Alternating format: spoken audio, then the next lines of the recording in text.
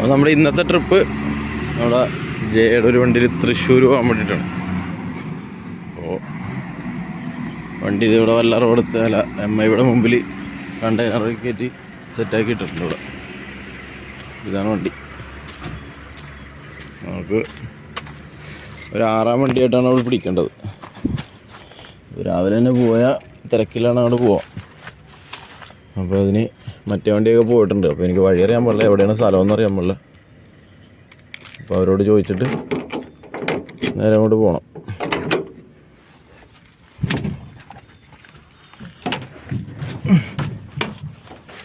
നല്ല അടിപൊളി കോടി വണ്ടി. അതൊക്കെ ലോക്കൽ ഓട്ടണ വണ്ടികളാണ്, കൂടുതൽ ലോക്കലായിരിക്കും ഇവർക്ക് പണി. അപ്പോൾ ഈ ക്വാളിറ്റിയൊക്കെ മതി വണ്ടി. തകർത്ത് വെച്ചേക്കും. വണ്ടി കൂലിയാണെന്ന് തോന്നുന്നു എന്തായാലും.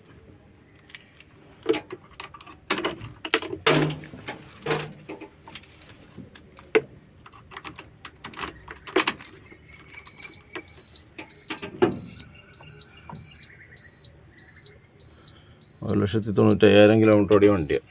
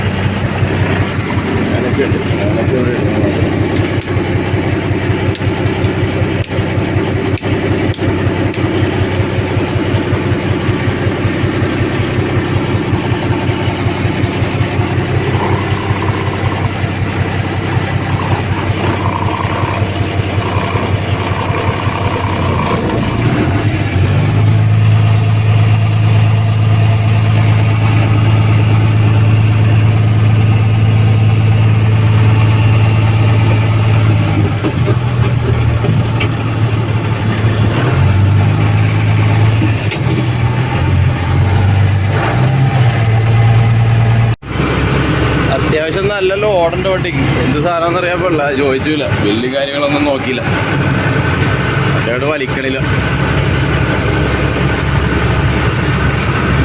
അത് ഉള്ള വണ്ടിയാ കാട്ടി കേട്ടൊക്കെ പോയിട്ട് ചെറുങ്ങി വെട്ടിക്കാണ്ട് തന്നെ വണ്ടി അങ്ങോട്ടും ഇങ്ങോട്ടൊക്കെയാണ് പോകുന്നത്.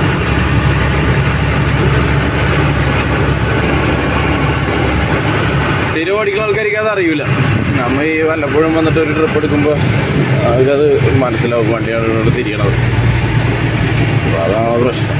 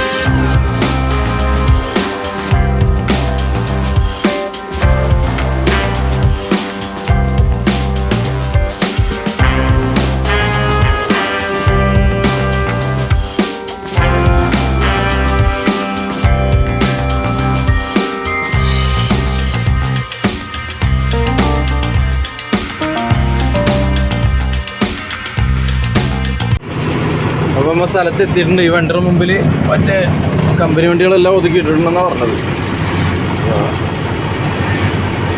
ഒതുക്കിയിട്ടിട്ട് ഈ ടിപ്പർ ഗ്രീസ് അടിച്ച് ചെയ്യുമ്പോൾ അതിൻ്റെ ഫ്രണ്ടിൽ കൂടി അങ്ങോട്ട് സൈഡിലേക്ക് കയറ്റിയിടണം. നല്ലൊരു അതിൻ്റെ മുമ്പിൽ കൊണ്ടിട്ട് റിവേഴ്സ് പിടിക്കാനുള്ള ആ വണ്ടിയായിട്ട് വെയിറ്റ് ചെയ്യുമ്പോൾ അതിൻ്റെ ബാക്കിൽ കൂടി നേരെ അങ്ങോട്ട് കയറ്റിയിട്ടാണ്. നമ്മൾ ഓർഡർ എടുക്കാൻ പോകുന്ന സ്ഥലം ഇതാണ്. ജിയോ റോഫ് എന്ന് പറഞ്ഞിട്ടുള്ള ഒരു ജിയോ റോഫ് എന്ന് പറഞ്ഞ കമ്പനിയിലെ അതിൻ്റെ അകത്താണ് ഓർഡർ എടുക്കാൻ വേണ്ടി വന്നത്. അപ്പോൾ മറ്റേ ഇതിൻ്റെ സ്റ്റീലിൻ്റെ ട്യൂബാണ്, സ്റ്റീൽ പൈപ്പിൽ സ്ക്വയർ പൈപ്പാണ് ഇറക്കുന്നത്, സ്ക്വയർ പൈപ്പ്. അപ്പോൾ അതിനകത്ത് വീഡിയോ ഒന്നും അലൗഡല്ല. ഞങ്ങളിപ്പോൾ ഊണഴിക്കാൻ വേണ്ടി പോയിട്ട് തിരിച്ചു വന്നപ്പോൾ ജസ്റ്റ് അതിൻ്റെ പുറം വശമാണിത്. ഇവിടെ നിന്ന് ഇങ്ങനെ കയറിയാൽ മതി അതിനകത്തേക്ക്, സുഖമാണ്. പിന്നെ അവിടെ നിന്ന് വണ്ടി ഇങ്ങോട്ട് തിരിച്ചു വരുമ്പോൾ വണ്ടി ഇങ്ങോട്ട് ഫ്രണ്ട് ഇങ്ങോട്ട് വന്നിട്ട് ആ ജംഗ്ഷനിൽ പോയിട്ട് യൂ ടേൺ അടിച്ചിട്ട് തിരിച്ച് ഈ വഴിക്ക് തന്നെ വേണം.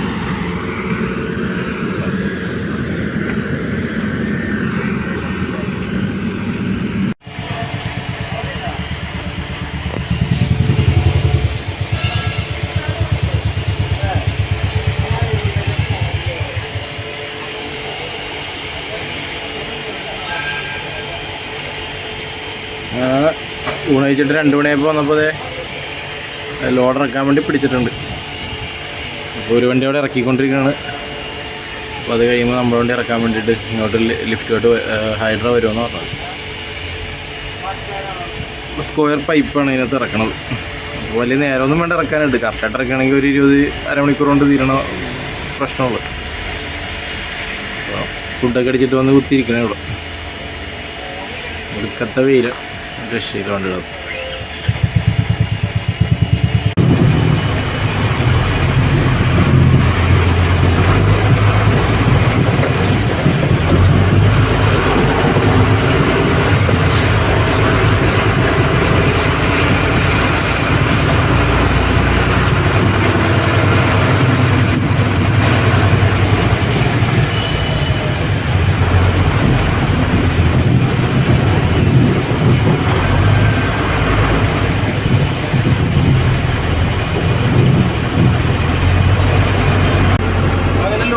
കഴിഞ്ഞ് ഇനിയിപ്പോൾ നേരെ വല്ലാറോഡിലൂടെ ഇത് ചാലിയാത്തി ആടിൽ കൂടെ കണ്ടിറങ്ങും.